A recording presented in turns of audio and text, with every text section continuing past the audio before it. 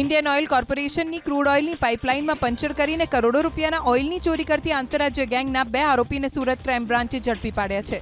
પ્રશાંત ઉર્ફે પંકજ વાઘેલા અને સમીર ખાન ખોખરની પોલીસે કરી ધરપકડ. પ્રશાંત સામે 21 જ્યારે સમીર ખાન સામે 7 જેટલા ગુના નોંધાયેલા છે. આ શખ્સોની મોડસ ઓપરેન્ડી જોઈએ તો આ શખ્સ ખેતર કે અવાવરૂ જગ્યા શોધતા જ્યાંથી ઇન્ડિયન ઓઇલ કોર્પોરેશનની પાઇપલાઇન પસાર થતી હોય. આ જગ્યાએ તેઓ મકાન ભાડે રાખતા. સાગરીતો સાથે મળીને ખાડો ખોદી પાઇપલાઇનમાં લીકેજ કરતા. ઇલેક્ટ્રિક વેન્ડિંગ મશીનથી વાલ્વ ફિટ કરીને પાઇપલાઇનનું ક્રૂડ ટેન્કરમાં ભરતા. આરોપીઓએ રાજસ્થાન અને ગુજરાતમાં મળીને અત્યાર સુધી 20 કરોડના ઓઇલની ચોરી કરી છે.